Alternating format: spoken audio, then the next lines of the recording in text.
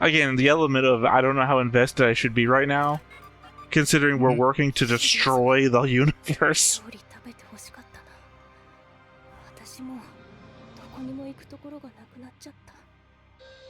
It's like two people in a Marvel movie having a street fight while the gods are above trying to destroy the universe.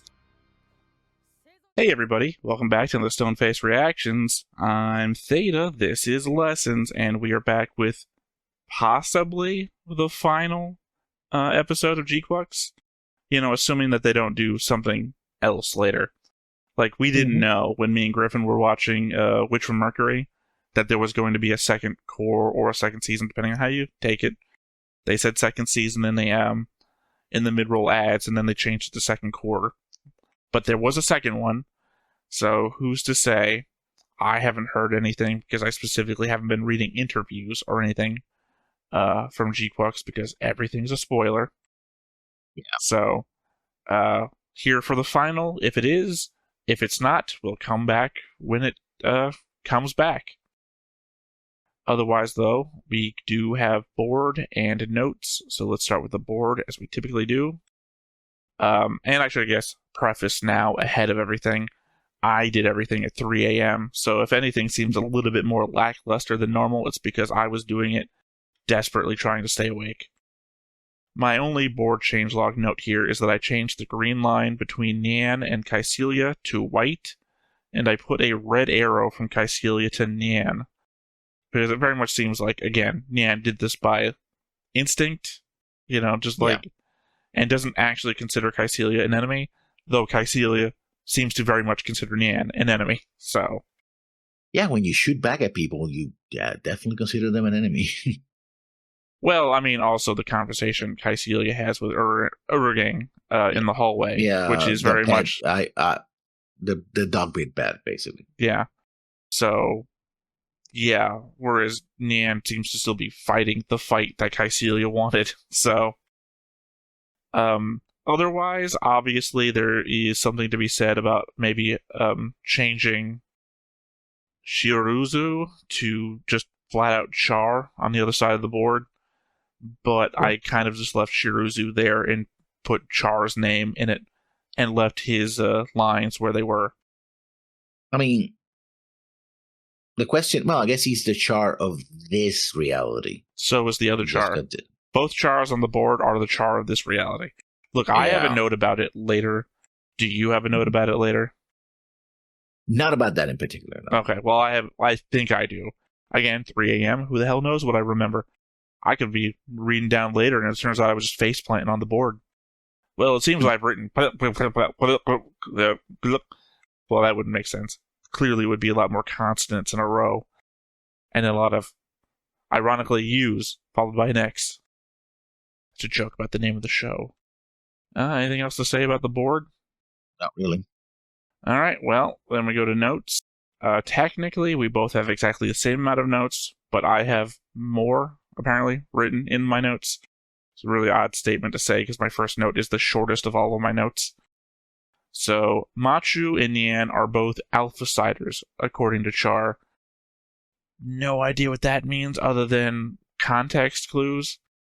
Siders obviously referring to apple. I'm joking. Siders obviously referring to someone who kills, right?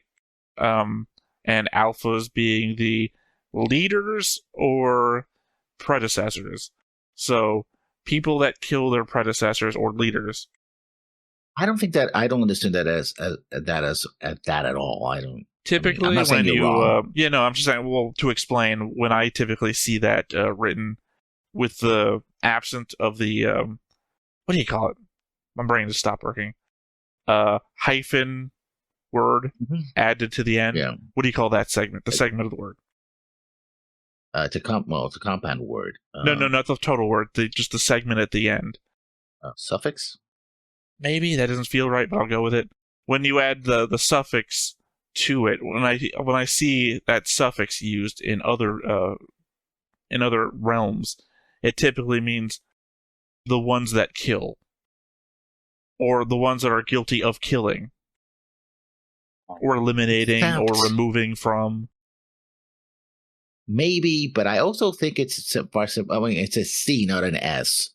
So that puts a bit of a difficulty on my interpretation. But I just think it's like people who are on this side, right? And we're talking about multiple realities, and this could say, oh, alpha reality is this one, so they're on this side. They're the versions of whatever happened, and other versions might be on the other side. I would argue against your point very specifically because it is a C and not an S. Yeah. Like homicide, not they're on this side. That's where I'm reading it from, the homicide aspect. Like, obviously, neither of us know the actual root of the word being used. That's why I was joking before about being cider, apple cider. But yeah, no idea what it means, but they're indicating that both Machu and Nian are alpha-siders. I don't think Char's making a statement about how Machu has abandoned her mother. So... No. I don't think about that. No, I'm joking. I'm saying I don't think he's making a statement about that. He wouldn't fucking know. So... Or care. Well, I don't know. There is the element that what he went through with the loss of his own mother, so maybe he would care. Who knows? But I'm just saying I don't think he would know. But the element of what does he even know about Machu at all? Nothing. He literally says, "Who are you?" when he catches her later. But he says that at the beginning of the episode. They're both alpha-siders. I mean, maybe you're right. The only context clue I've got is literally, what does he know about them? They're here. But then again, why would he call them alpha-siders? He's an alpha-sider, if that is what it means, what you're saying. They're from here. Oh, the context would be that this Lala is not from the alpha reality, the prime reality. He's not talking about Lala. He's talking about Machu and Nian. Yeah. But we have examples of people who also, the implication might be that they're copies of people different. We know that there's these two Lalas. I can't help but think the possibility exists that this is a word that gets used later in the Universal Century that we just don't have context for, like Diablo. Yeah. Diablo could just be actually a thing in Zeta or Double Z that we just haven't heard yet. Yeah. Or Char's counterattack or whatever fucking thing media you want to use. Now, to my first note, and this one is a multi-parter, so bear with me.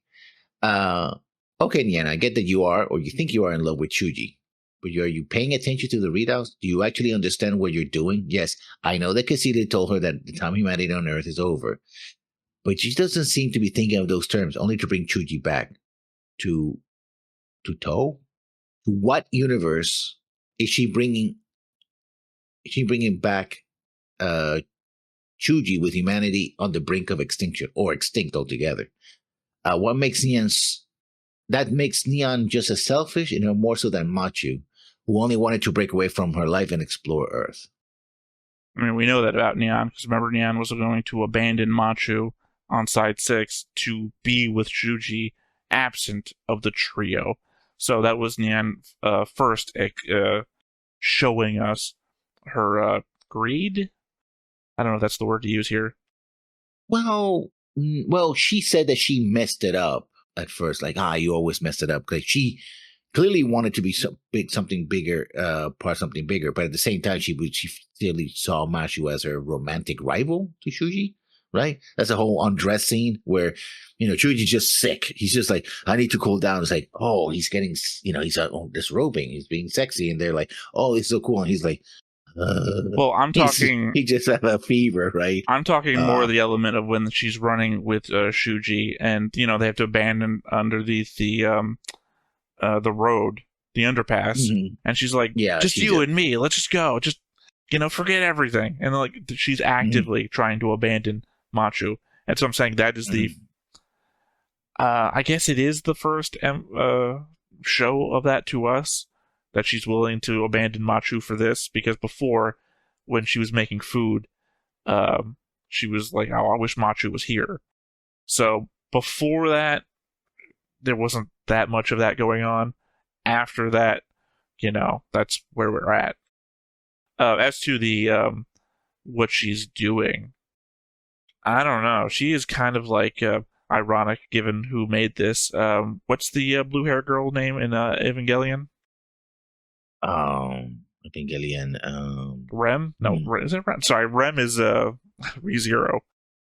Ray? Is it Ray? No, she has a Ray. Ray. Yeah. Yeah, I feel like she has like character traits similar to Ray's, which is just getting the job done so that X person will be proud of me or happy with me. And in this case, it goes from Shuji to Kycelia. Seeking acceptance, I guess, is the end game. She wants a place where she wants a place where she belongs, right? She's a refugee. She has no she lives by herself. She has no connection to anybody, where Machu seems to feel like she doesn't belong where she's at, and she wants to look to a new place, right? Abandon everything she has because she doesn't fit in, right? But she has all the things that Neon would want: a family, a home, an education, right? But that's not enough for Machu, and for Neon, she's so desperate to do it that she's willing to go along with what Kycelia tells her, right? And that's how Kycelia kind of tames her, right? Gives her, home cooked meals, brushes her hair, treats her specially, as she said later on, tamed her, right? More specifically to the conversation she has with Xavier, which she says, I only make food for people I like. And she specifically made food for both Machu and Shuji. That's, I guess, her love language, as the kids like to say these days. On to your next point, then. Oh, was that all of that note? You said it was a multi-parter, so I read all the parts, yeah. Okay. Harcourt believes that a true new type wouldn't kill other new types in order to usher in the age of new types. I mean, we kind of heard that before in 79 as well. Like, oh, we shouldn't be killing each other and stuff like that. But it turns out that, yeah. I mean, that's like the last episode, literally the last episode where Char and Amuro are sword fighting. I think that's the only time we really heard that. But it is not a new idea. It is semi-new. I think it's not. It's an unfleshed out idea. Well, it's an unfleshed out idea in the concept of new types in the Universal Century. Obviously, it's not a new idea in reality. Yeah, it's sort of a ape that should not kill, thou shalt not kill ape kind of situation. They do. But it turns out that, turns out that the doll was actually older than ape civilization. What I mean to talk about? Chila Bull was perfectly willing to kill all the time. Oh, I regret killing all of you, your new types, but I got to do it. So yeah, I did. He just slaughtered them all. Like, okay, mind you, they would kill him too if they had a chance. But yeah, I don't know. I don't actually remember the impetus for me making a note of this, because I think it might have been at the time possibly a note towards maybe Chalia isn't actually a new type. The idea that he's just a mutated human being. But then again, we know he is a new type, so it doesn't matter. Well, no, like maybe that Harcourt was emphasizing. No, I mean, maybe. Do you remember a note that we got? Not a note, a comment that we got when we were watching Gundam Seed Destiny, saying that Kira is not only a seed, he's also a new type, and it's like, what the fuck does that mean in Gundam Seed? It's the element that they never talk about it. So, well, I don't know. Maybe it's an element that only a true Gundam fan would know. I don't fucking know. I'm just saying that the element some kind of manga or something, that Chalia could be something other. Make the fact that we talked about espers a lot in the OG Gundam, like maybe Chalia's an actual esper. But I think I was taking a note of it because Harcourt was like, a true new type wouldn't do this, as though implying that maybe he was something other. But we know that Chalia is a new type. Although, I have thrown out there plenty of times the idea that radiation from Jupiter made him something different. I mean, by the very episode, they do say later on that they can see, new types are the ones that can see the Minovsky particles from the other side in color, right? That's how you interpret that. I have a note about that, and that is only specifically said here. Yeah. So in the context of this episode, and this series, Chila is very much a new type. I would hate to think that they said that in the OG, and then you were arguing against my multiple universes thing. And it's like, oh, they talked about Minovsky particles from other universes in the OG. It's like, no, obviously not. But I do have a note about that. To my next note. And this is a throwaway note. Why does the super weapon have a concert hall? I said that in the episode. Yeah. So why is this here? But again, maybe it's not just a super weapon. Maybe it's a base. Maybe that's no moon. That's a space station. I mean, yeah, I guess it's that because this will be constantly manned and it's supposed to help, originally supposed to help with, well, that was what they advertised it was for, to help with the, nuclear winter on Earth, right? So it would be constantly manned and they would need large amounts of people and they would need entertainment, right? I guess that's the take on it. I mean, it didn't make much sense to begin with. Like, if you wanted entertainment, send them down to Earth. But also, there's another thing about the station. This station doesn't seem to be predicated on using artificial gravity, spin, like the Banshee. So if that's the case, then I don't think people will be stationed here for a long time. Otherwise, they would, I sort of have a note about that with images, so it'll be entertaining when we get there. But yeah. No clue. Like I said, I said it when we were watching it, and it's still as stupid as then as it is now. Yeah. How the hell is the Omega Saikamu designed? Machu turns a key and activates the system to 100%, then shoots it, ejecting the system and activating an override, which then activates the system more than it was even on before. Like, if it was 100% activated, then why aren't all the systems that turned on when it went to override as active as they were back then? It is a curious design feature. Yeah. Because I think the implication is that it has a lock on it that is stopping it from being fully, a lock that was added afterwards. But who would install that lock and why? Well, they have that lock to take them in and out. Because remember, they're removable features. But it's the idea that she activates it 100%. And it has features that are not unlocked, which means it's not unlocked 100%. The 100% thing is a lie.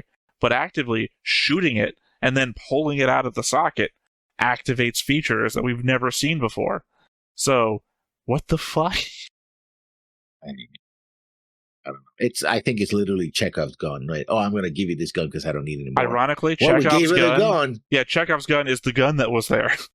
Ironically, they when Nyan shoots Kycilia, it zooms in on the gun so you can see the numbers on the barrel. I literally Googled the numbers on the barrel. It's like, what the fuck does this mean? Nothing. I got nothing. It's like, why did you show us the gun numbers? But it's like, oh, no, because the Chekhov's gun is the gun that you show us the gun at the beginning and they have to be shot by the end. I know, and that's what I'm indicating is that Kycilia gave her a gun, didn't he? But also Chalya gave Machu a gun, and we see both guns being shot. That's what I'm indicating. But the element that they also zoomed in on the gun as though the gun actually was something. Like, I expected to Google those numbers and see, oh, that's the gun that Kycilia had in, like, some future Gundam thing. Well, it couldn't be. Kycilia's dead. Kycilia's dead in the original series. I do have a note about guns, but not... another short note. I love how Haru blushed when Char asked Machu how she felt about Chuji. Machu blushes and the Haru blushes. Yeah, I almost thought for a second to make a note about, is this Haru, Amuro's Haru, sent through? And that's why he knows so many things? And it's like, no, that doesn't seem right, because one, Amuro's Haru has the ear things. So, doesn't seem to be the case. I did think about making a note about Shuji's little box robot, because, it's attached to Shuji. Shuji has his whole storyline going on. What the fuck is up with the box robot that's still sticking around? Did not write anything about it, though. Yeah, no, hold on. I've got images to send you. We got pictures, folks.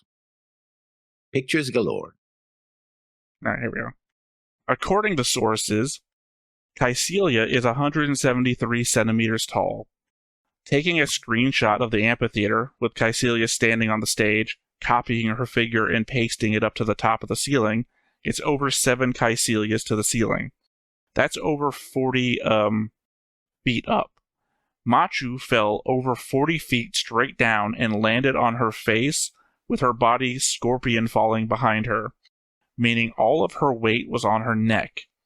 Considering for a moment that maybe she only fell from she only fell from 40 feet up, and ignoring the height that she must have been falling from before she broke through the ceiling, she hit the stage 2 seconds after we hear her break through, meaning a falling speed of 64.4 feet a second.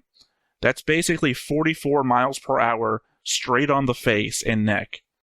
I get that there seems to be a reduced gravity going on, as per later shots of debris floating around the room. That doesn't change the distance she traveled and the time it took her to travel it in. Even in reduced gravity, that's still a 44 mile per hour impact. Machu should be dead. Yeah, I mean, 0G or reduce or free fall does not eliminate momentum or inertia, meaning if you're going very fast and you hit something, it's gonna hurt. That's why I was just trying to preemptively get in front of the argument about gravity before it ever came up. That's all that was. Yeah. But yeah, no, again. And she doesn't even get a bruised face or a broken nose. Not even that. She just, ow. But yeah, as you can see from my full-on, straight up and down, face to the floor, and then subsequent scorpion tail that she does. And again, if you watch the episode and you listen for the crash of her breaking through, and then watch the time go by for her hitting the floor, 2 seconds. You can do the math, because again, I did the math on how tall Caecilia is and how tall she is to the ceiling. 7 Caecilias, 173 times 7. It's essentially 40 feet. So 44 miles per hour straight into the floor. People don't understand that even an object going at something like 10 miles per hour can kill you. Oh, no, I also looked up what the injuries in car crashes at going 44 miles per hour, and it's usually severe neck injury, like spinal separation would be common. Like I said, Machu should be dead. Or it's called an internal decapitation, which when I first heard it didn't make sense because you think that a decapitation is clearly off the neck, but an internal decapitation is when it's, your head is severed from your spine and therefore it's no longer connected, and you are getting no blood flow. I think it's come up before in previous conversations that we had when I was discussing with you how the spinal column controls autonomous bodily functions like unconscious breathing and stuff like that. Yeah, and that means that you don't getting the proper signals from the brain. Technically, you could survive if you put in a respirator or something like that, because you could artificially induce respiration. But yeah, you're gonna die. Well, I mean, you would need a lot of stuff. That's what the when they talk about like pulling the plug, that's all the other devices they have keeping a brain dead person going. Yeah. Anyway, I hope future me remembers to put these images onto the screen. It also reminds me of why they're trying to perfect a head transplant technology. I guess so in that case, you would have to literally decapitate the person and reattach it again, because you cannot attach it internally, go in and I don't know, the element of fusing nerves together would be even more difficult than, actually, they do that with like other body parts. I guess it would be the nerves of the spinal column, which I have no fucking idea. Because, when you have to reattach fingers and whatnot, you have to reattach the nerves and everything too. So clearly it's a thing that can already be done. I'm just not aware of that element. And also when I think about it, I can imagine people trying to live forever, right? Have an old head on a newer body. Legitimately, when we go and if Heavenly Delusion comes back with a season 2, you and me got to go back and watch Heavenly Delusion season 1 and pick up that show, because I think you'd love what we're talking about now is kind of a thing in that show. Imagine a future where you have people that are, septuagenarians, 80, 90, 100 years old, but they're, walking around in bodies of like 20-year-olds. Oh, that guy died in an accident. I mean, there's the element of the brain can still rot. And you ever read the Mars trilogy, Kim Stanley Robinson? Brett Mars, Green Mars, Blue Mars, yeah. The element that your synapses that handle memory can also fade with time. I talked about that as well in It's one of my favorite trilogies. One of my favorite sci-fi trilogies. Although I do also like the short story compilation, The Martians. I also thought I mentioned to you a not so good book called Ice Hinge, which essentially posits that people have discovered how to live forever, right, or very long lives. The medicine is that, but the problem is that your synapses only have so much information it can store and process, and eventually, because of the technology that keeps you young, what happens is your brain resets. And you become a different person, right? You forget everything you were before, and that person lived and died, and you become a new person. And there's a whole scene where this one person is actually discussing the findings of his own book, of essentially his past life, and saying, "No, that's bullshit. That guy didn't know what he was talking about." And it's the same person. I imagine you probably brought this up during Kokoro Connect, because that feels like the show we would have had this talk in, because we had that "What Makes You You" segment in that show. Mm-hmm. But yeah, no, I mean, I really enjoyed that element in the Mars trilogy, because Saxifrage Russell is my favorite character in fiction. Mm-hmm. Yeah, I named a cat after him. That shot from Neon should have killed Kycilia, but I guess she's wearing body armor as well, or no, she's bleeding. Yeah, she's bleeding, but I mean, you could still have penetration to the armor. But if it's shallow bullet enough, then you would bleed, but not, or hit a place that was non-vital. She's limping enough that I have to believe that it wasn't just a shallow shot. I think she got shot. Well, it didn't clear, so yeah, there's no exit. Could just be also a low caliber bullet.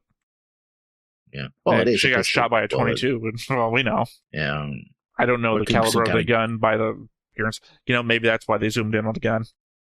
My previous comment. Or it could be some sort of gyro jet, I guess, because if it's even a 22 at low gravity would have flown off your hands, right? I would argue that Kycilia's probably got a gyro jet. Nian has a gun. That should have normal gun. Low caliber gun. Yeah, but it should have flown from her hands. The moment she fired. No telling. She's a friggin' new type. Sometimes it's like using the Force. Your next point, then.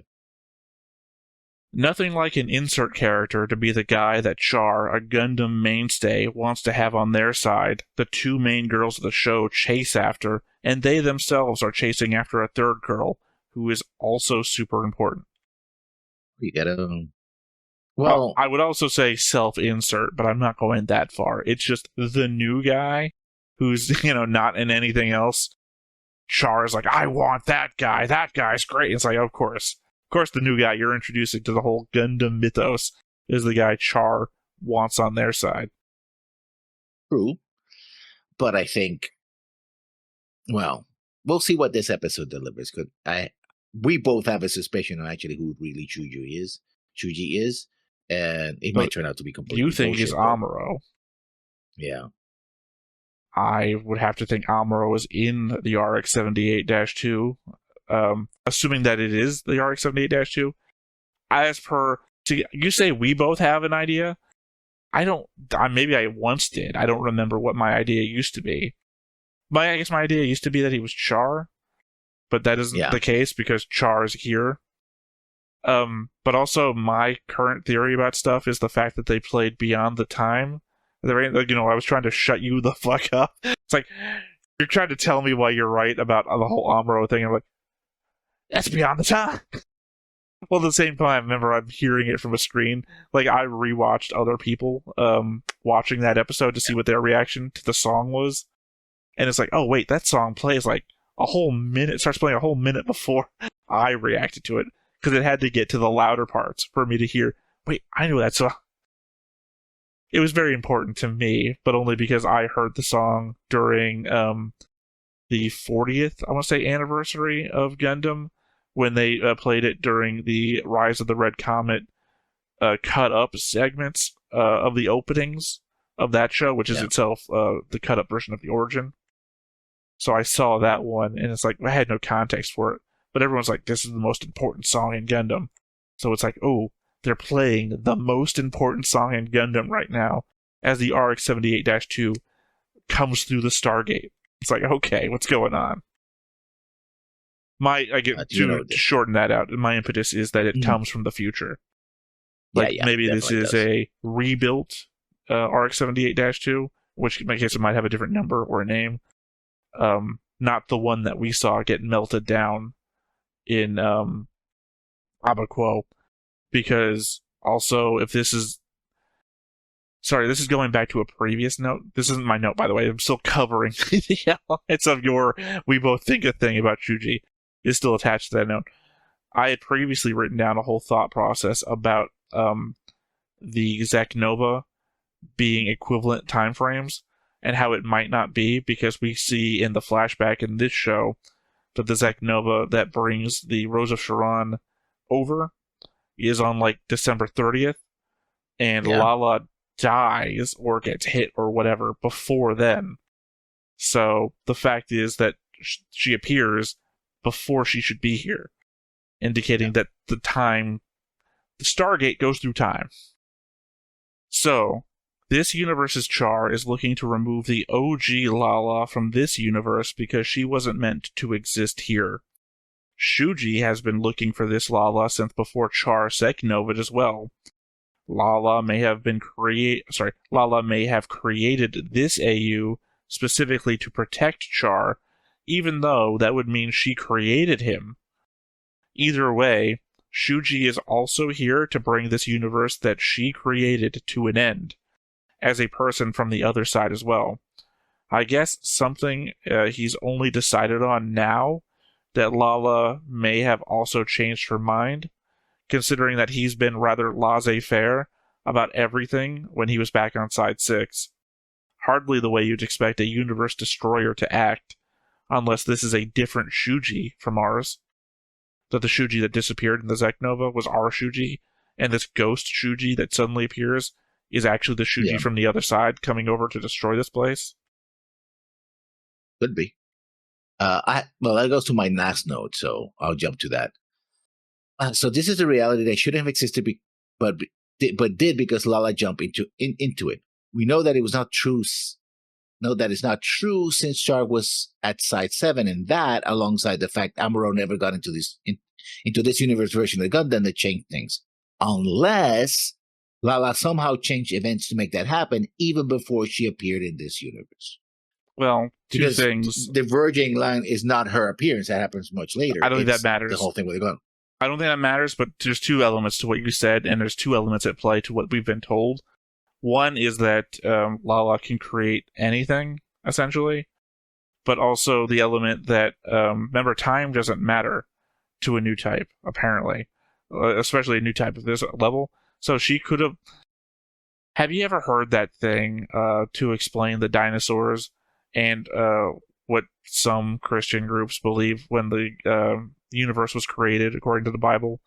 It's like the Bible says the universe was created like 4,000 years ago. And 6,000, yeah, how do you explain then the dinosaur bones, which are way older than that? And it's like, well, God could have created a universe yesterday and just put the memories in your head. Like, legitimately, that crazy fucking ass notion that some people actually believe, but for real with Lala. Lala could have created the universe at any point in time if she did create this universe. Yeah, but I think, again, I like to simplify things instead of just... She appears when she appears. Dive into the deep end with me lessons. Dive in.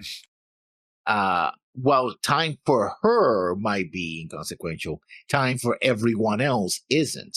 And there was no sign of her acting at the time that Char goes into Side 7. She was frozen in time, though. There would have never been any sign of her acting, because her acting was, again, you know the Futurama quote we always throw around here? If you've done everything right, no one will know that you've done anything at all. The idea that she has manipulated reality to protect Char. But again, that was my implication there in that note that I said before, that if she created this universe, then she created this Char as well. She's not protecting him, she made him.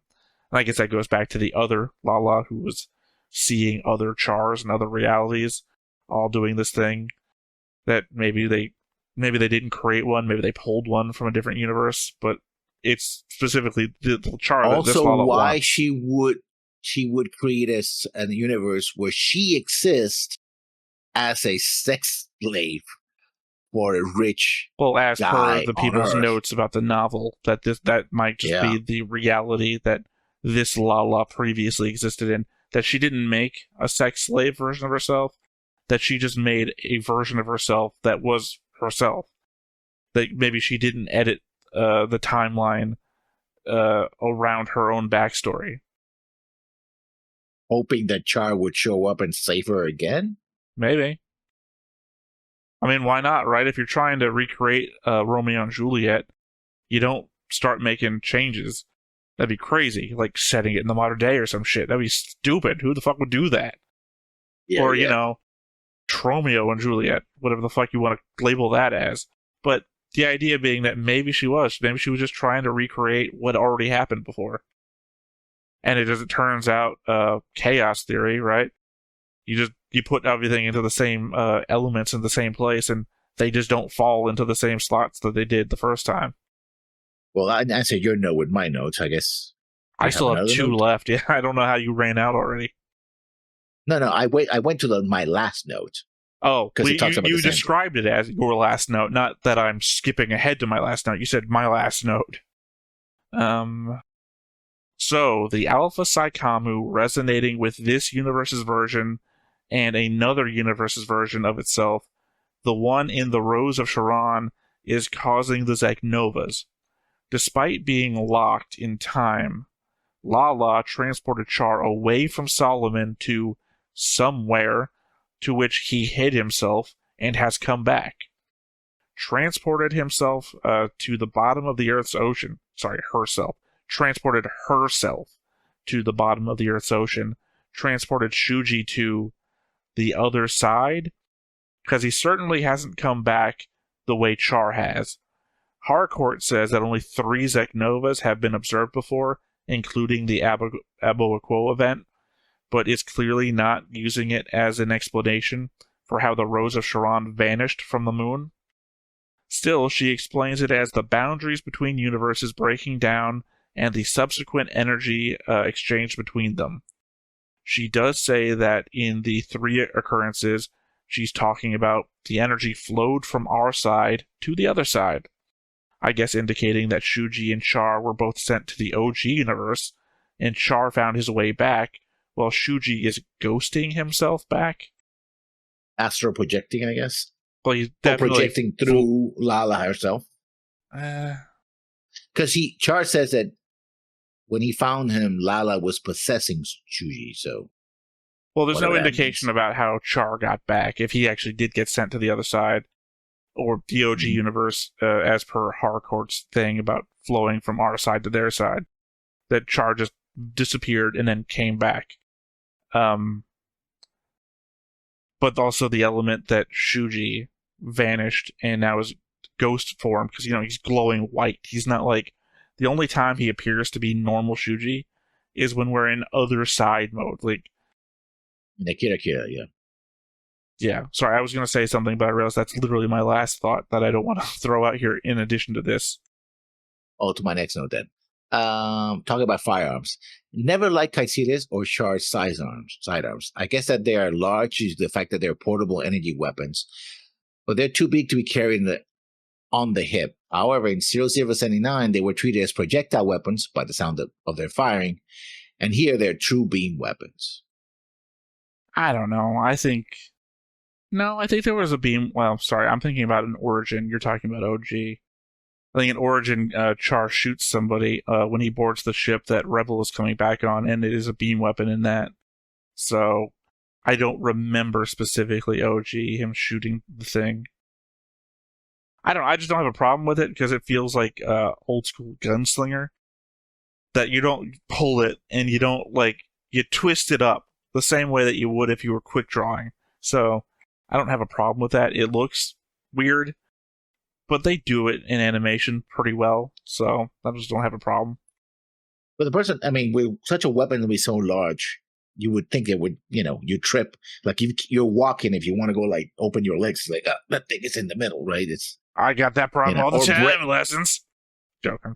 Or breaks your belt or something. I mean, maybe the element is that it is a beam weapon, and that's just how big beam weapons are. Yeah, because they need a power source and all that. Yeah, so I mean, maybe that's just the thing. Look how good I am. I have a fucking beam weapon, you fucking peasant. You know? And only 2 people that we know in the OC carry it: Kycelia and Char. I don't know anybody else who uses it. Yeah, I don't know. I don't legitimately remember. I don't know. That was your last note? No, I have more. I keep swearing I hear you say it's my last note. Anyway, my last note then. So, Kira is Minovsky particles coming from the other side, observed as light. Very confusing when I was writing this, by the way, because, of course, I'm listening to it in English, and Chalia is saying kind of something different. But essentially, this is the same thing for the subtitles. Which makes me think that when the acid trip we got of light around Lala moving from the docks of Side 6 in OG Gundam must have been implying the same thing on that side of things. Granted, probably not was intended at the time, but maybe they are actually using that to explain what's going on here. Yeah. Sorry, I jumped into something that was like, oh, what the hell? I clearly saw you zoned out there for a second, and they gave me Trading Places. You know, Trading Places when Eddie Murphy is like in the jail cell and he's bluffing the guys that like he beat up a bunch of dudes, and the other guy's like, "You don't look like no tough guy," and the guy behind him, "Yeah." That's what you came back at me like. I said the thing, and you're like zoned out and like, "Yeah." It's like, what? Whatever he said, that's what I said. Yeah, I kind of expected a bit more because I felt like a bit of a revelation or a tie-in of previous events to me. I might have something to say about that. Let me see my next note. I'll say that, or we'll leave it to the comment section to say something. And you know what they're going to say? You're fucking wrong. Now, my next note is about Kycelia. It's just a short note about her, so something that we actually noted in the episode, but I just thought I could bring back again. So nothing about the acid trip from OG Gundam tying in to current events in this show. I mean, this show just embraces the acid trip full form with the whole let's go back a second. What I just told you was the element of Lala leaving the docks of Side 6 in the OG show and Cameron watching her, and we literally got the Kira effect in that show, the OG 1979 Gundam, around Lala. And my implication was their explanation of what's going on here would explain that back then, and they're doing a retroactive explanation the same way Macross does in all of its shows. Yeah, but we already talked about how Cameron could be a new type because he's the only one that seems to look at, that has nothing to do with this. The idea is that Minovsky particles are particles coming from the other side observed as light. So Cameron seeing that in OG Gundam, or possibly Lala seeing it around herself, would imply that was energy, Minovsky particles, coming from this side to that side, as per Harcourt's observation earlier in a previous note that we discussed.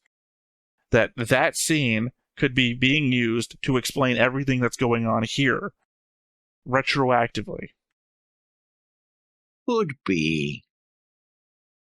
But then again, that implies that the moment we start seeing these visions is this energy coming, and Lala is tapping on this energy, preparing to jump out. Was the element that time is not relative. Yeah. The element that Lala can create a universe forwards and backwards from her own existence would imply that causality would cease to be a function. Broken. Yeah, it would cease to be a function of when we're observing the thing. That we can see effect before cause. Yeah, causality is broken. Yeah, that's what I'm talking about here. When I'm talking about the thing in OG Gundam is that we're seeing the Minovsky particles leaking through to the other side, from our side to their side, which is how Harcourt describes Zeknov as working, before Lala gets into the Elmeth and, goes off and does what she does. It might be. But And that's the problem with retroactive explanations. Hindsight being 20/40, I suppose. It's like, oh, we can just say whatever happened and we're going to explain that thing. It's like, yeah, but you didn't explain it back then, because back then it probably only meant, oh, she's special. Now it's like, no, this is more than that. I mean, And 45 works, years, 45 years, I feel like here's the problem. We're not caught up on the entire Universal Century, so I can't make any statements about this. They may have explained it, they may never have explained it, and this is the explanation. And to be fair, they are kind of saying that Lala created a universe, so there's no reason that couldn't be the case. The goddess that is Lala. Okay, so my next point, which is pretty short. So Caecilia is also a new type. I said that back in 79. I offered it as an explanation in 79. Remember, I have a lot of people in 79 that I said could be new types, like Dozel, right? So Caecilia was one of them. What did Caecilia do or happen that would lead to her being a new type? This is why I regret deleting my notes from the Universal Century stuff. Like, I don't have that stuff anymore to put out there. I don't remember specifically what. I guess there's also the element that if Dozel is a new type, the possibility exists for the entire zombie family to be new types at some point. There's also the fact that she's like pushing the new type front, so she could be personally she might invested. Just be believing. She just believes in it. Yeah, well, I mean, could also just be invested because she is one. Now, in Quux, she is personally invested in it. But I don't recall anything in 79 that would say that, other than it's the ultimate weapon and we need to win the war, right? I think that's the interpretation back then. Here is like, oh, by the way, I'm also a new type, and I'm. My problem is, as I said, I remember proffering it as a thing that Caecilia could be a new type in 79. I don't remember the circumstances around it.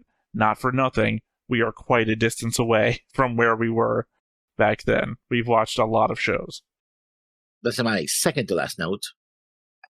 I know I keep harping about creating new stuff and not recycling the old themes and characters, but I want to know how the RX-78-2, if it is the RX-78-2, will influence the end of this series. It's got the same color scheme. It's an interesting development. I'll see what they can do with it.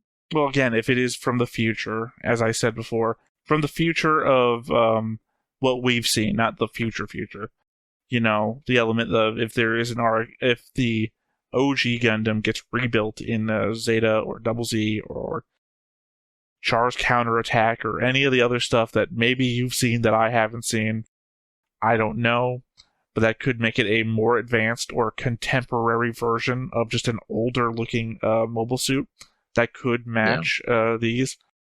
Like, the element I feel like you're pulling, and maybe you actually talked about it at the end of last episode, was the element that these are advanced Gundams, and the OG regular Gundam couldn't stand up to newer things.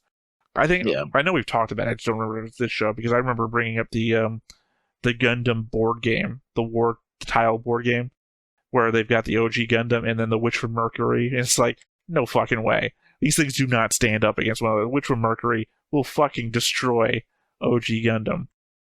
So the idea that this is 79 Gundam coming up to 5 years later, all of Xeon's technical advancements in Saikamu design and whatnot, it has no chance. But if it is from... When is Zeta? 83, I think it is. Is it 83? UC timeline. Oh, shit, no. This is the UC timeline for only shows that we've watched. Documents. Let me check my UC watch order. That's the one that has it.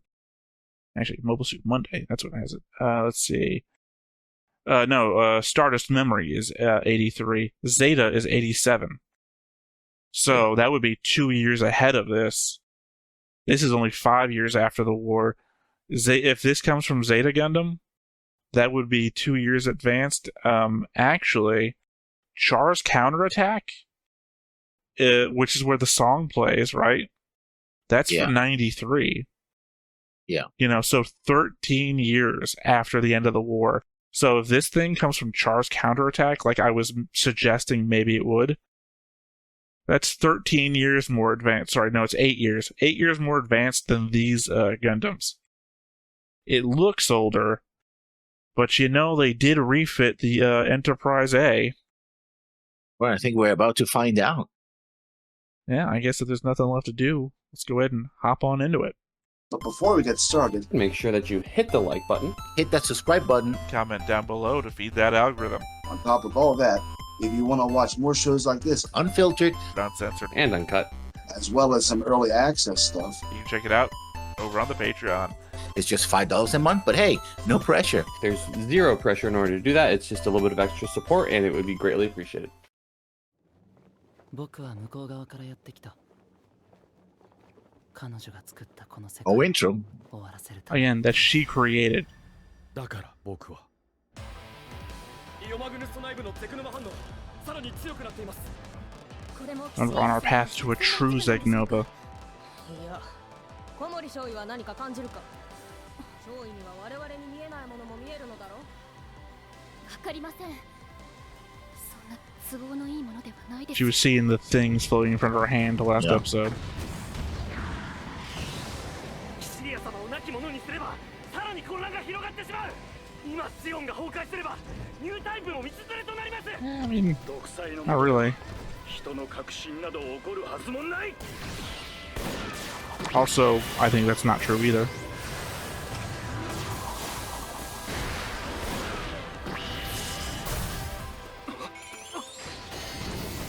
He Gurren Lagann you. 彼はそう言っていました。彼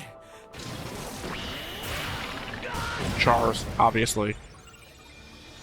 邪魔をするな終始。向こう側から来た者は向こう側へ帰ってもらう。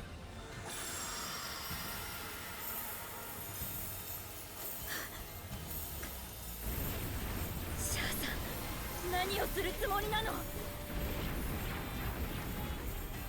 Send everyone back, I'm guessing.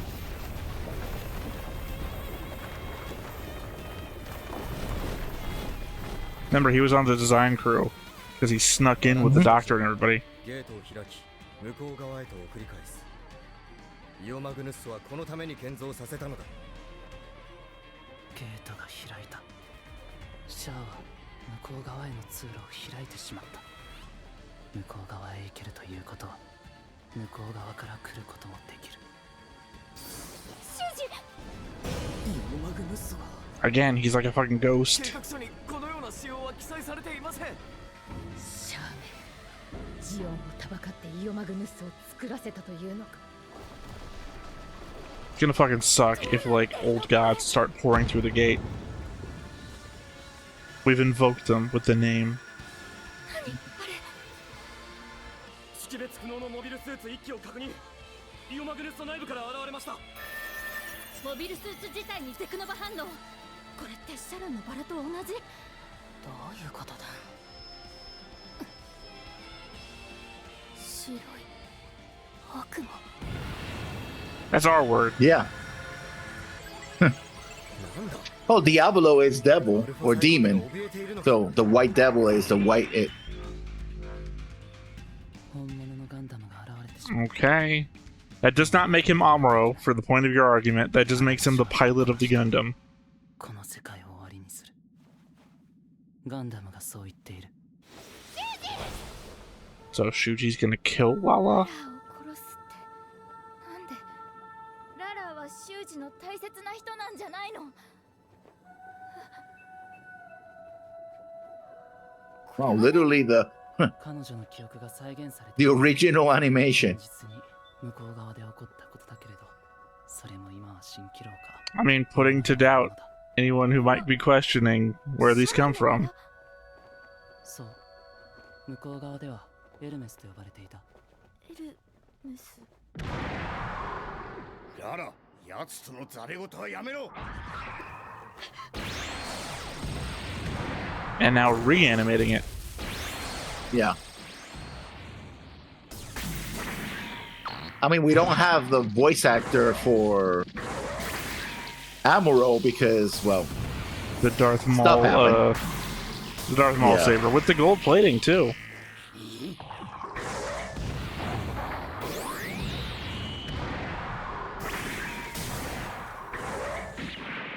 The only thing that's really stopped a beam saber. Hey, Sayla.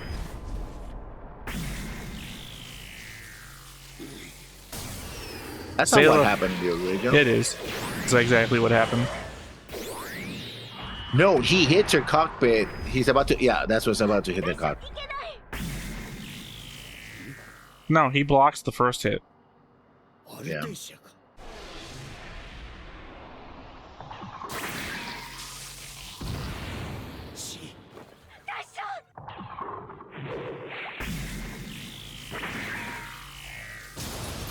Now, this isn't what happened. Yeah. Yeah. I guess in the reality where Shuji is in there.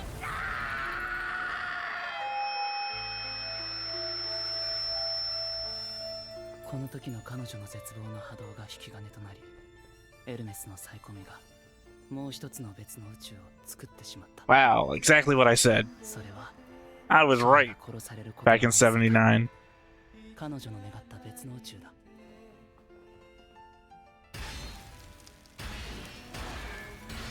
でも、どの宇宙でも、シャアは白いガンダムに殺されてしまう。その度に彼女は深く傷つき、 Except for the one where he gets Sectinova away. 彼女の作った宇宙を歪め、崩壊させてしまう。 By the way, I do want to indicate here that he's saying that she created a multiverse. この世界線だ。 Many universes. そう。シャアがガンダムに乗ればいい。この宇宙でなら、シャアはガンダムに殺されることなく生き続ける。 Can't be killed by the White Devil if he is the White Devil.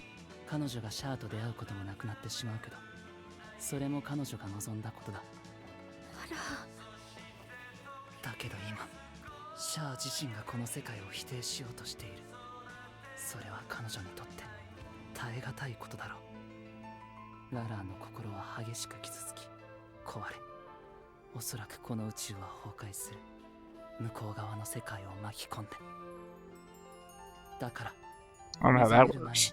How she destroys the original universe by this one falling apart. この宇宙をもともと存在しなかったものにする。彼女が見たかもしれない夢の一つにしてしまうんだ。それでも、いつものように彼女はまた別の宇宙を作るだろう。愛するシャアを守るために。でも僕はこれまで数えきれないほどこの手で彼女を殺して。 This is a very familiar story. 彼女が傷つかないように僕は彼女の心を守りたいんだ。 Which is what Amuro wanted to do. 何を話している？シリア閣下か。赤いガンダムを捕捉。ここまでジオンをたばかったこと、むしろ褒めてもやろう。シャア。 Sorry, Cassilia, you're so far behind the story right now. You don't even know. Yeah. 日差しをはらんで輝いていた。癖の強い赤毛の私とは違い。 Sort of like a virgin. その妹は柔らかなブロンドヘアの似合う、まるで童話の挿絵から抜け出してきたような子供たちだった。 They are going way out of their way not to show a Sayla face in this show.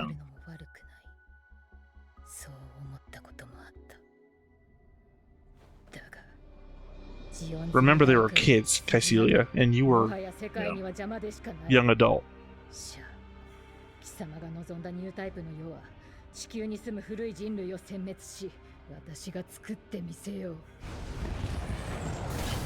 Weird. It's a weird twist on Cassilia. あれは白いガンダムだと。なんだこの言い知れぬ恐怖は。私はいつかどこかで Because he killed you too. モビルスーツに撃たれたことがあるのか。 No, there you go. 識別不能なモビルスーツを確認。 He said the thing.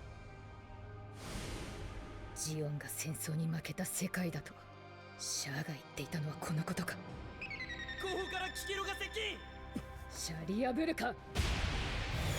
I mean, to be fair though, you didn't get killed by him. You got killed by Char. 進路上にサイド6の戦艦です。 Arana looks like a Federation battleship. 急速駆除だ。回答してキケロガを車線に捉えろ。界ガンダム。 Time to repeat history. シャーク。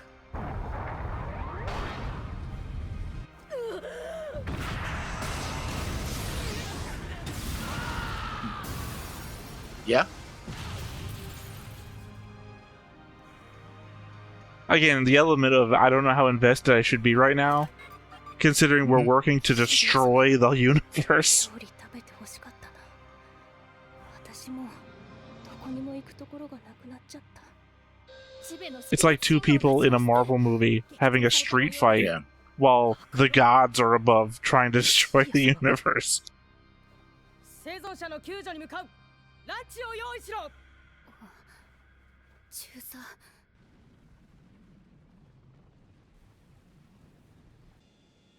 ララーを守るため。違う。 Yeah, I mean, that finally explains that note. 望んでいない。私が習字を止めてみせる。 Also, their beam sabers in this universe are so much cooler. They look like the Halo beam weapon things.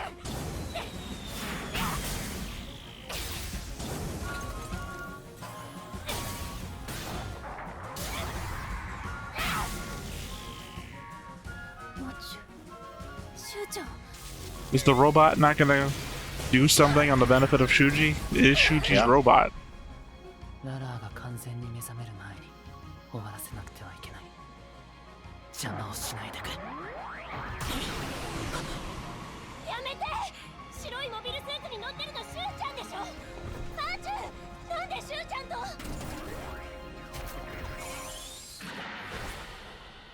マチとシュウちゃんが殺し合うなんて絶対に嫌だよ。3人で海に行くんだ。 You know, like in the opening. まだ。そのためには習字を止めないと。にゃん、一緒に戦って。私、みんなを捨てて逃げたのに。ひどいことしたのに。 As per my notes. 違う。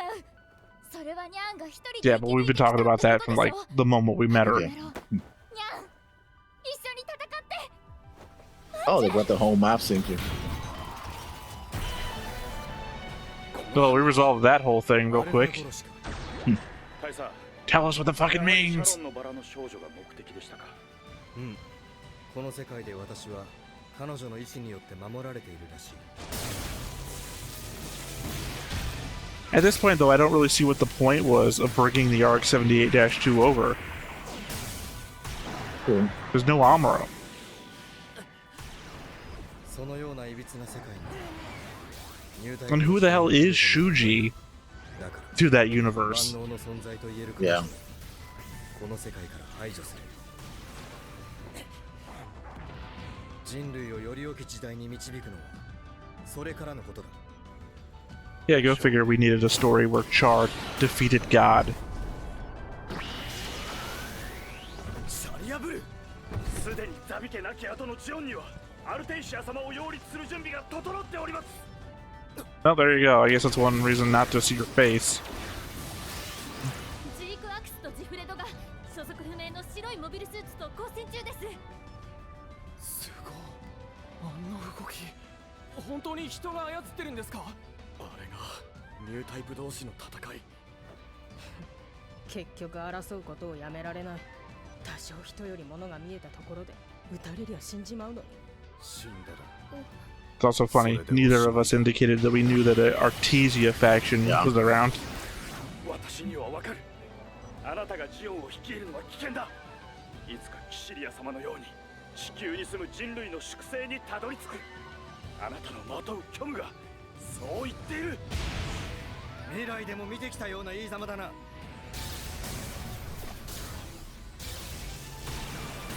Well, space and time and all that, right?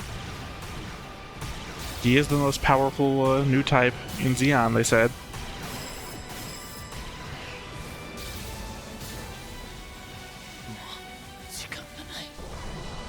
Hey, the green sparks from the opening.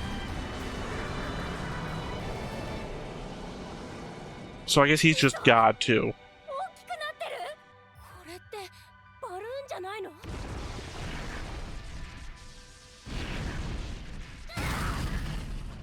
Yeah, that's not a balloon. I just mean he seems to have the power of creation like Lala does.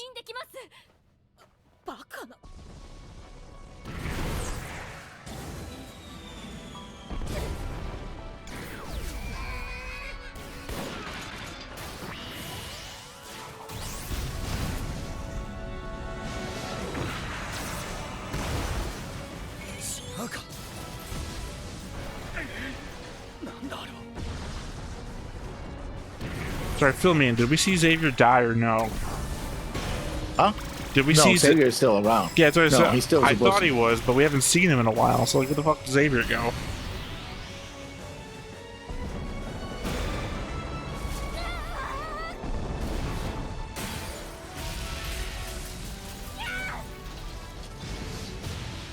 Ah, the backpack thing.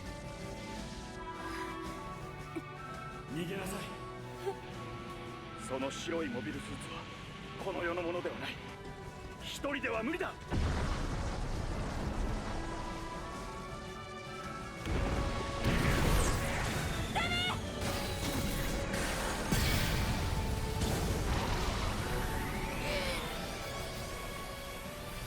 Now finally a thing that can stop a beam saber.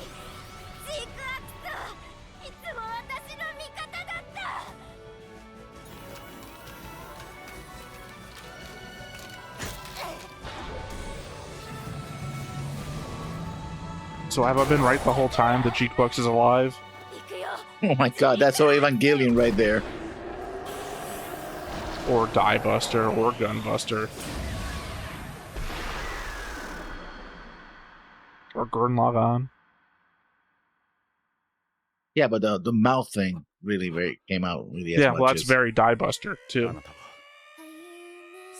More so than Gun Buster, I mean. 故郷を追われることになっても何の後悔もしていなかった。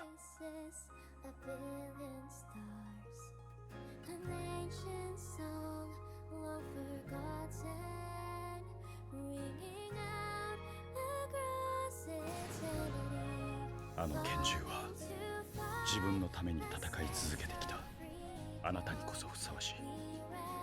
きっと自由のために傷つく者こそが本物のニュータイプなのだから。 I mean, all people suffer for their own freedom. Now, some just suffer. Oh. The final shot. Well, no. Didn't shoot him in the cockpit, shot him in the head. Yeah, but remember the shot of the Gundam gets decapitated, gets programmed, and shoots upwards with a beam, and that's how it destroys. It doesn't get decapitated, it gets melted. No, but it's decapitated before it gets completely melted. Let's leave it to the end.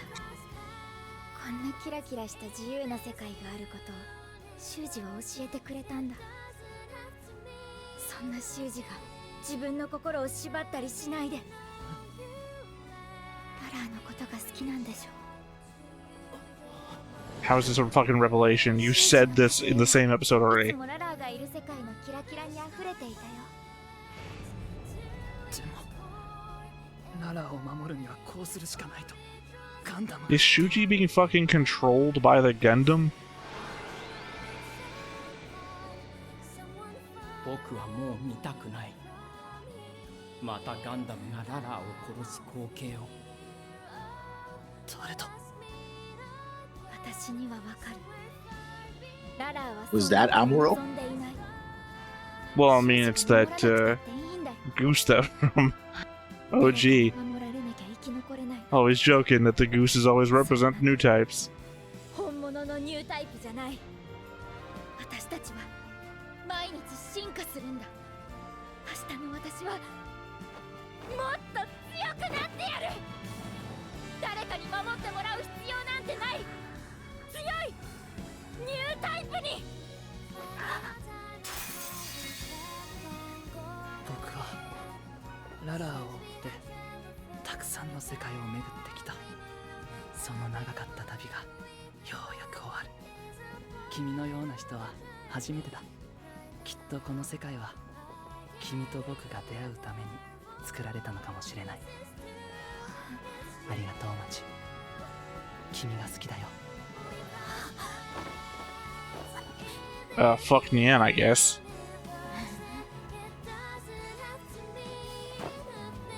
In all the universes with all the infinite number of people to be created, nobody wanted Nian. シャロンのバラと同じく向こう側から来たオーパーツを使ったオメガサイコン。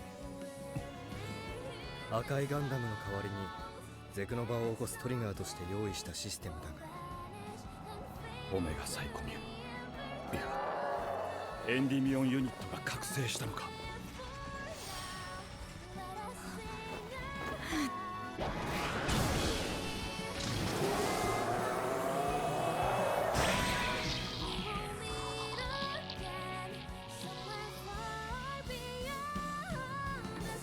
ありがとう。こちら側のニュータイプさん。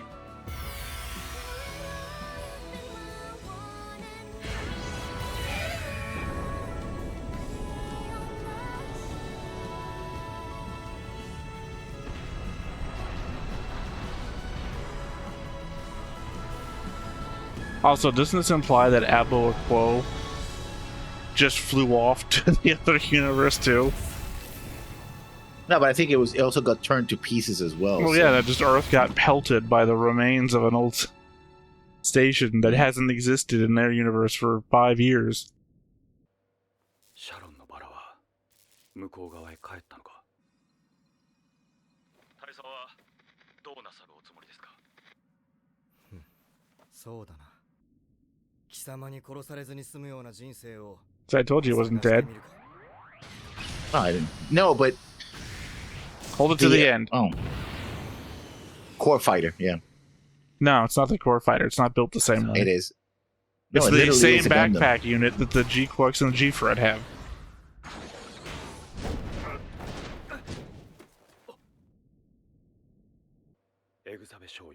Crunch. キシリア様は死にました。私を軍事法廷で裁きなさい。この命をもって罪を償おう。ふざけるな。あんたはニュータイプがニュータイプとして生きられる世界を作るんだろう。なら、サビ家亡き後のシオンを何とかしろ。あんたには責任がある。まだ生き続けなければいけませんか。I gave up that shit back at Jupiter.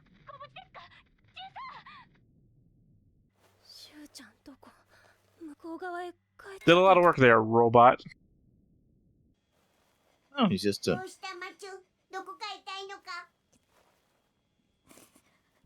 Yeah, I fell in love with a guy and he went to a different universe. By the way, better hope none of this falls into the Janus 7 the shit. evil, the evil throne room of Sion, the evil Sappy family. Yeah. Well, no, it's there you go. Artesia. Hmm? And Ramba? Could be.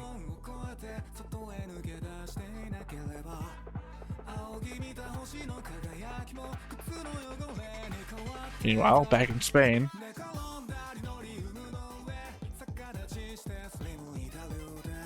Oh, no, not Spain, India.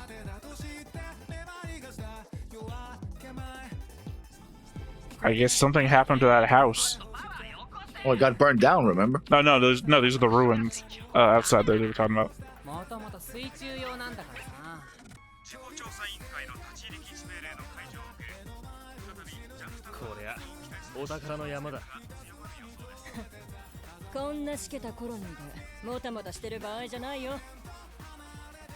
Well, here's Mom. Now I've decided.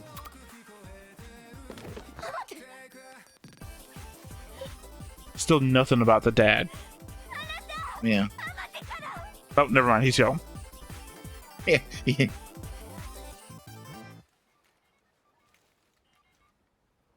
Does it imply that Shuzi's robot is also from the other side? Maybe.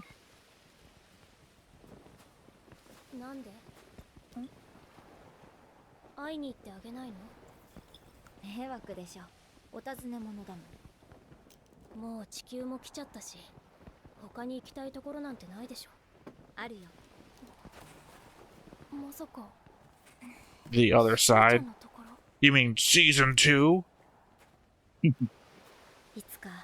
また会えるってガンダムが言ってる。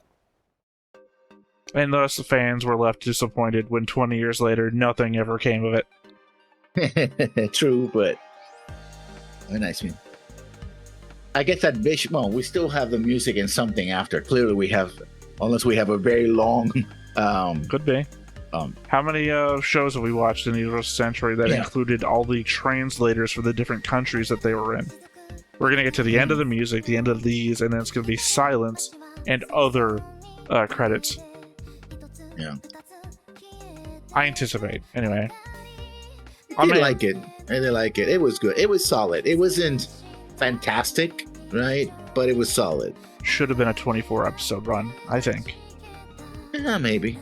I think a lot more stuff needed to be fleshed out. Like, given its room to breathe, because a lot of stuff in this episode, maybe some stuff in the last episode, felt like, here's a thing, fight scene. Here's a thing, fight scene.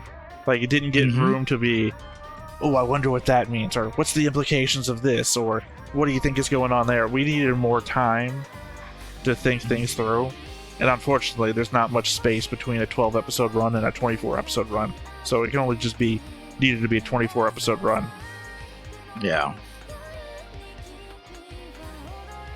But yeah, there's no telling. Could be another season. I wouldn't be opposed to it. I don't like the implication that the fix to Zeon being a dictatorship is just get the right leadership, right? We just got to get the right person in the throne, and that's it, right?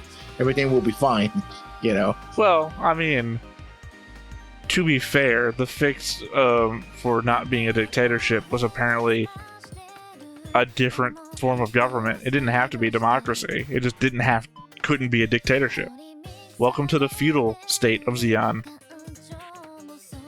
I mean, it was always a feudal state, because the Sabi family, you know, he was the sovereign. Well, not the king, but he was the sovereign of the principality. He was a sovereign. That's different from Queen Artesia.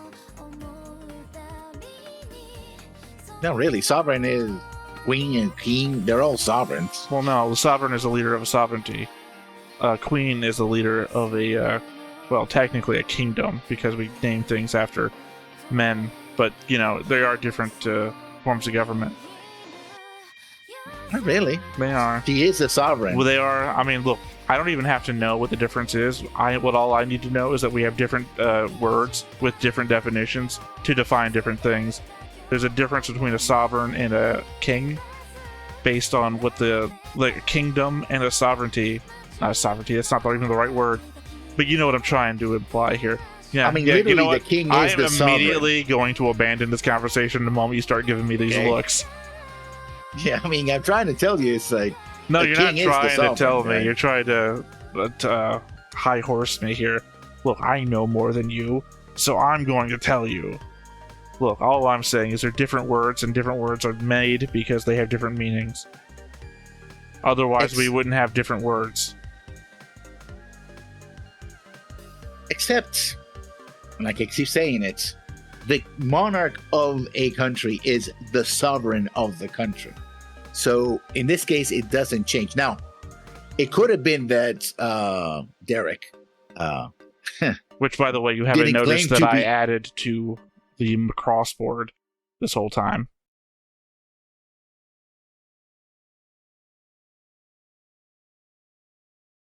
Oh, I guess we're not getting a post-credit anything.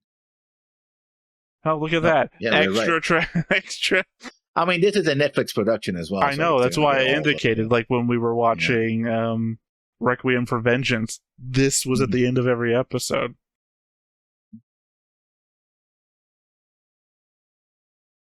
Yeah.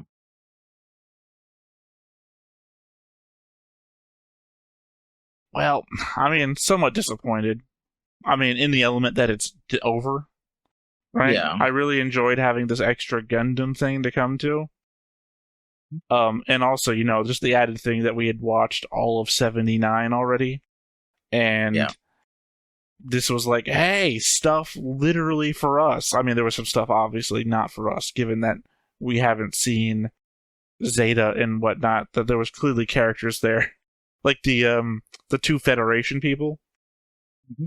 that died in their Psycho Gundam. That was clearly not something we've seen before, so that was not for us. But most everything else, and then Machu and Nyan, obviously new characters.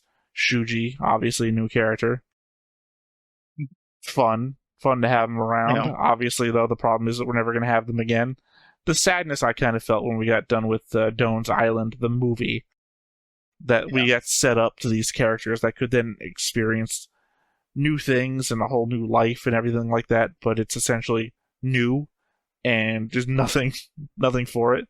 I can't look into what the continuing adventures of the Doan kids are, because there's no media around them. At best, there's media around the old Doan kids, who technically don't exist. So, there's no manga for GQuuuuuX. There's nothing here. Yet. At the moment, there's nothing for me if I wanted to say, oh, I wonder what Nyan's up to, or I wonder what Machu's up to. There's nothing. This is it. I mean, unless there was more in the movie, I don't think there would be. The movie was the first 4 episodes. So... what I think it's going to happen is that we're going to get a bunch of manga, we're going to get video games where these characters will be included. Probably if we get more Gunpla stuff, then definitely they're going to be included. Right? Gunpla doesn't mean anything to me. Yeah. I don't make it, and it doesn't add anything. Like, unless there's, like, stuff written, like GQuuuuuX, Witch from Mercury. Witch from Mercury, in the manuals that came with the Gunpla, they would give you, like, added information about how the weapons worked or things like that, and it's like, that's really close to technical manuals, which I don't do. Yeah. But sometimes it's every little piece of information you can get. But unfortunately, this being 5 years after the end of the war, could spoil Stardust memory, so I can't even look into that shit. So, yeah, I mean, I liked it. Again, I think I expected a little bit more when the RX-78 -2 showed up. I was like, oh yeah, maybe Amuro. But then I remember what happened to Amuro's voice actor, and I wasn't expecting that coming back. I mean, it could have someone else, I guess. Well, like I kept pointing out, they were doing everything they could not to show us Sayla's face.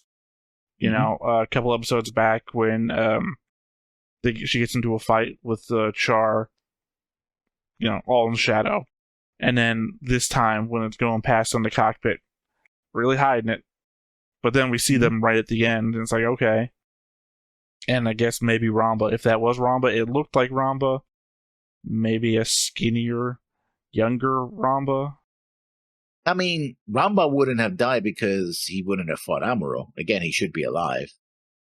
Yeah. I mean, assuming that Amuro isn't anywhere. Amuro's just a guy. It was like, well, that happened. He's just chilling somewhere going like... I wish they would have at least covered some aspect of the Side 7 refugees. Like, clearly the place got under attack, and then Char didn't cause a giant explosion in the side of Side 7, like Amuro did. So, like, even just Char leaving Side 7, and then a bunch of people opening the bunker door and walking out, just to imply, oh, they're all there. Cool, we can move on. Yeah. I mean, it also follows an implication that both sides are bad, right? Like, the Federation is bad because they oppressed... shot people in the streets. Yeah, they oppressed them. I covered up with that.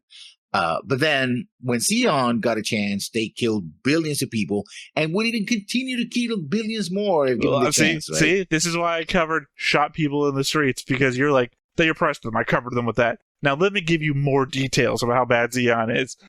See, you were... It's not more details, it's more specific. It's more like what they did. Yeah, they killed no, that's what I'm saying. Yeah, I told you what the Federation did. Shot people dead, innocent people dead in the streets, and you're like, oh, no, I covered that with oppressed people. Because you didn't want to talk about the actual crime, but you want to cover, what Xion did. Oh, they killed billions of people, and they were willing to kill more. Like, they didn't say, they were mass murderers. I covered that. I covered that when I said mass murderers. Like, you wanted to cover more details, but you don't want to touch the Federation details. we're biased. We're both biased. I find that No, to be because true. there's also the fact that they're using children as weapons in So horrific is literally experiments. Gundam. I mean, so is Gundam. So is Federation. Amuro is No, kid. that's what no. That's what Federation is doing. Yeah. The Federation actually did. I that thought thing you were as well. leaning So they can't into be awful. 8th MS Yeah. team and the kids there. Which could have happened here as well. There's no reason why. That has nothing to do with Amuro. So yeah. Yeah. I think we've already talked about that before, though. The fact that 8th MS team, Shiro, anything to do with Shiro could still happen because nothing really changes other than the element of anything that changes after Char gets the Gundam.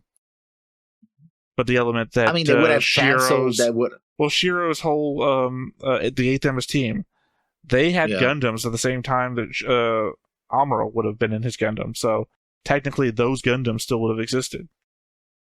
Perhaps. Yeah. So, I mean, for me, it's not perhaps. It is. It's questions that I brought up in 8th MS team. Where do these Gundams come from? The same thing with Requiem for Vengeance. Where the hell does that Gundam come from? Same thing with War in the Pocket. Where does that Gundam come from? Apparently, the Federation has really been developing Gundams in the background. So literally, Amuro's Gundam, not really that special. Well, it's a prototype. Yeah, not really that special. It's a prototype. Cool. We've got better ones out there. Yeah, but they can't make. Well, based on that Gundam, they try to make. Well, we do know that during the series, this isn't they were Fate getting Zero. data. No. I'm talking about Series 79. No. They were getting data from Gundam. So. I'm saying this isn't Fate Zero, wherein prototypes are better than the original thing, or Gundam Wing, if you like, where prototypes is the better than original.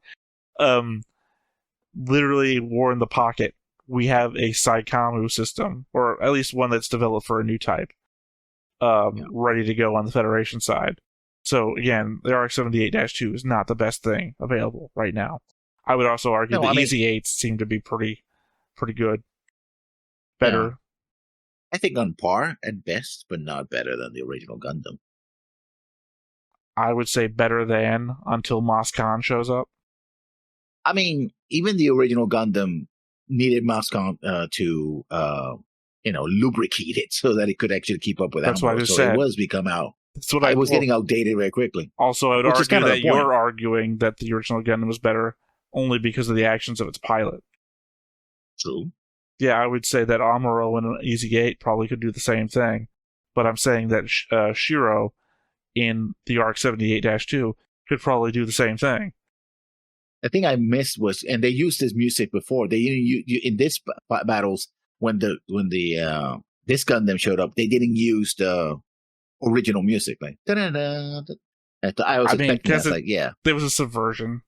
They really played with the whole TM Revolution doing a remix, a redoing. I saw my brain's melting. Of Beyond the Time, to have the Gundam appear, and then they just don't do anything with it because it's not Amuro.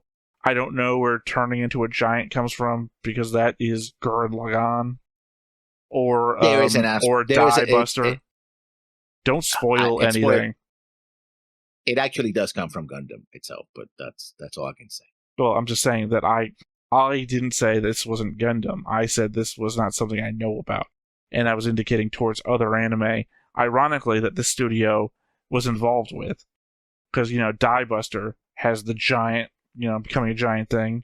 Gurren Lagann has the becoming a giant thing. It's in fact. Don't spoil anything. You shouldn't know any of this to begin with, so just stop. I'm gonna say that you already saw it, but that's all I'm gonna say. In here in GQuuuuuX. I already saw it. And if I already saw it in GQuuuuuX, it doesn't matter. But because GQuuuuuX isn't the other stuff. And I would also argue that Psycho Gundam doesn't grow bigger. It is just big. Yeah. That giant Gundam is supposed to be the Psycho Gundam version of the original Gundam thing. What? You know what? Yeah. I feel like we're better off just you not telling me. Don't explain it.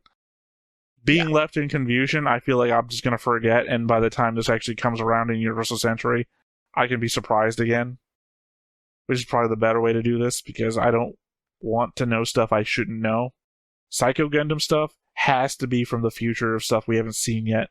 So I don't need to know more about Psycho Gundam. Yeah. They do take a lot of stuff from stuff that we haven't seen yet, so. Yeah, that's what I'm saying. That for the most part, a lot of this is essentially great for us because it leans into stuff that we have seen. There are things we have no idea what the hell is going on because we haven't seen it yet. Which is fine. I mean, if we were faster in our Universal Century watch through, maybe we could have gotten there in time. It just happens to be complete happenstance that this came out while we were in the middle of our watching our Universal Century stuff. I mean, this Char, certainly so much better than the Char we've got. He did stuff. So far. Yeah, well, I don't know what to say that clearly Char in our watch through hasn't died. I think I mentioned before that I had to describe to you because you didn't recall seeing it. At the end of the movie, one of the ships leaving Abaquo on the Zeon side, little image of Char in his outfit with the gun and the horn helmet and everything, his little silhouette is on the bridge as the ship goes away, showing that he escaped that way. I suppose you could make a video game out of this. Well, no. I mean, like Gihren's Ambition. You could do one like multiverse sort of thing. Yeah, I mean, you already have Super Robot Wars, which is kind of a multiversal thing. Yeah, no, I'm talking multiversal Gundam, and I don't mean mean like G Gundam and everything. I just mean like Universal Century stuff. Like you can have, instead of a Gihren faction or a Kycilia faction, now you have a Chalia faction. Well, because in Gihren's Greed, you can change the timeline of events so that like certain characters survive events that they don't survive, and then you get special units that have their like colors or emblems or whatever. Or you change like, what is it? That Europe game, which is about like building up towards World War II. Hearts of Iron? Maybe it could be Hearts of Iron, because you can like change the timeline of events of researching very specific social systems or technologies and whatnot to like, now England's a dictatorship, or that sort of thing. Well, you could Gihren's Greed, but now patch in what if Chalia survived, and now Chalia is a leader of Zeon. Well, sorry, he's not the leader of Zeon, he's leading the efforts of the new types. Artesia is the leader of Zeon now. And she herself is a new type, so I guess the new types are now in charge of Zeon, and by extinction, the world, because they're the winners of the war, and unless the Federation is... Well, the Federation, now remember, last episode, the Federation said it was staying out of all of this to see what was going to happen. So technically, Zeon just lost a major segment of its military, and the Federation hung back. And, not to mention, there was previous discussion that the Federation still had eyes on space superiority. Yeah. So technically, this could be leading into, I was about to say Space War 2, because my head was in Macross for some reason. Another giant war. Yeah. It also, I mean, it might well be that then the Zeon becomes the pro-new type government, and the Federation becomes the anti-new type government. Well, right? The Federation's building cyber new types, remember? And they're but they technically they have them under their control, right? They won't have them like leading, like, oh, my vice president is a new type kind of situation. It's like, no, you guys are the new types. You're the enemy. We're going to make normal people turn them into new types to fight your new types kind of situation. I mean, it's all speculation. Because the element also was that Gihren was building cyber new types, and then he new types aren't real. It's like, you're building cyber new types. You can't say that. Those could be enticed to then join the anti-new type, coalition of the Federation to fight Zeon, right? Again, there's a lot this could do with a second season. I just don't know we're ever going to get one. I doubt it, but it was good for what it was. I liked it. I mean, I would like more. That's my whole thing, though, is I'm never able to give up a show like this. I'd just be sad for a bit, and then I guess find a new show to fill it with, which is... I'm not sad. I'm actually satisfied. It'd be sad if It was bad. Well, no, I mean, I'm sad because they're characters that I liked. Like, I want to know what Machu and Nyan get up to. I want to actually get more backstory on, well, Nyan at the very least. The idea that they could break into the OG timeline to visit Shuji. We gotta get more information on fucking Shuji. Like, what the fuck? Where the hell did he come from? Yeah. So, yeah, there's just a lot more, and not for nothing. Like I said, I was really sad when Witch from Mercury ended because it literally came up with thus ends the story of the Witch from Mercury. Well, we didn't even get that here. There was no pop-up and said, nope, this is it, never gonna be anything else. And now it's essentially a cliffhanger. It also, I mean, remember, this is a Netflix production as well, so it depends if they're willing to put the money. And you know how Netflix is. Well, GQuuuuuX is what, the second best performing box office Gundam movie of all time? Yeah. So there you have it. That was GQuuuuuX. Alright, well, I guess that said, nothing left to do but to sign off for the final time, unless we come back. In which case, I've been Theta, this has been Lessons, we've been Stoneface Reactions, and we will catch you next time. Bye-bye. Hey everybody, thanks for watching another Stoneface Reactions. If you have an idea of another video we could go ahead and watch, go ahead and put it in the comments down below and we'll add it to the wheel. Be sure to like, comment, and subscribe, and let us know what you thought about this video and what parts you liked. And until then, we'll see you next time. Is this too goofy?